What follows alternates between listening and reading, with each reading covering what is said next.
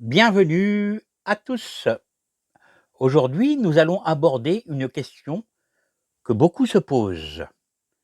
Qu'est-ce que la spiritualité? D'où vient-elle? Comment la reconnaître? Peut-on la développer? Et surtout, en quoi est-elle un moteur de notre évolution personnelle, voire collective? Si le sujet vous parle, tout comme d'habitude, merci de partager, liker et pourquoi pas commenter. Abonnez-vous. Qu'est-ce que la spiritualité? C'est le lien invisible et pourtant primordial que l'être humain entretient avec l'essence de la vie, le sacré, Dieu, la source, selon les mots de chacun. C'est une aspiration intérieure à comprendre ce que nous faisons ici, d'où nous venons et où nous allons, notre chemin en quelque sorte. Ce n'est pas une croyance figée, un dogme établi, mais un chemin vivant qui passe par l'expérience, la conscience, le ressenti et le discernement. Quelles sont les origines de la spiritualité?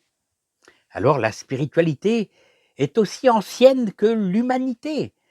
Dès les premières civilisations, on retrouve des traces de rituels, d'interrogations sur la mort, sur l'âme, sur l'au-delà.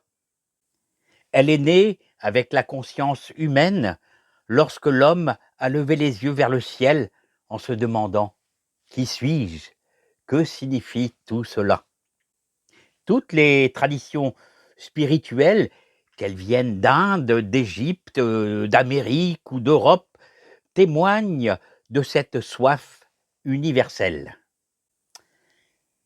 Qu'est-ce qu'une personne spirituelle, me direz-vous?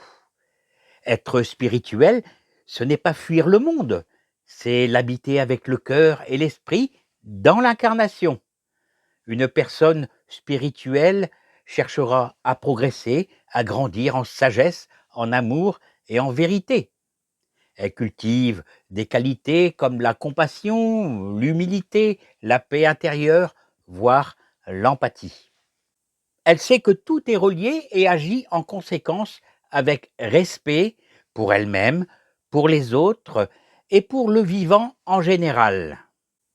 Peut-on devenir spirituel? Je vous dirais que oui, absolument. La spiritualité n'est pas réservée à une élite, ni aux seuls médiums ou initiés. Elle s'éveille souvent à la faveur d'un choc, d'une lecture, d'un deuil, d'une rencontre, un moment où l'émotion est touchée. Mais elle peut aussi se cultiver dans la vie quotidienne, dans un regard, une pensée, une présence. Comme le disait Alan Kardec, dont je vous ai parlé précédemment, naître, mourir, renaître encore et progresser sans cesse, telle est la loi. Quelle est la différence entre spiritualité et religion? La religion est une structure codifiée avec des rites, une hiérarchie, des dogmes. Elle peut être un support, un cadre, un chemin. La spiritualité, quant à elle, est plus libre, plus intime, elle ne punit pas. On peut être religieux et spirituel, ou spirituel sans religion. La religion parle à l'esprit collectif, la spiritualité à l'âme individuelle. Comment notre spiritualité peut-elle s'exprimer? Elle s'exprime de 1000 façons, dans la méditation, la prière, le silence, dans l'écoute des signes, des rêves, des intuitions, dans l'amour donné sans retour et l'empathie, dans les gestes simples, soigner, consoler, bénir. La spiritualité n'est pas dans les mots, elle est dans l'intention et dans la vibration. Qu'est-ce qu'un don spirituel? Un don spirituel est une capacité naturelle ou développée pour percevoir guérir, transmettre. Cela peut être l'intuition, la médiumnité, le magnétisme, l'écriture inspirée, mais il ne s'agit pas d'un pouvoir à posséder, mais d'un service à offrir, d'un cadeau à faire. Le vrai don est toujours au service du cœur et du bien commun. Y a-t-il des rituels en spiritualité? Oui, bien que la spiritualité ne les impose jamais. Les rituels peuvent nous aider à sacraliser le quotidien, à créer une ouverture, un moment de connexion. Cela peut être allumer une bougie, purifier un lieu, méditer avec des pierres, offrir une prière à ses guides ou à ses ancêtres.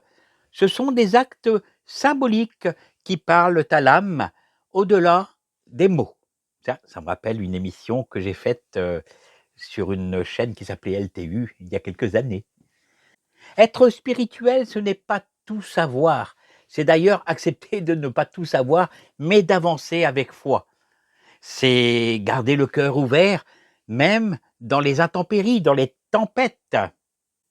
C'est se souvenir que nous sommes des âmes en chemin, que rien ne nous appartient, mais que tout nous transforme.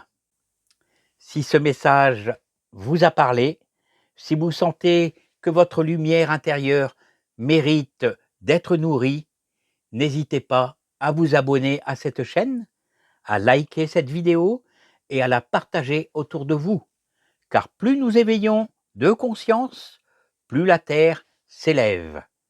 Merci pour votre présence et à très bientôt sur Jeff Voyance Channel. Salut!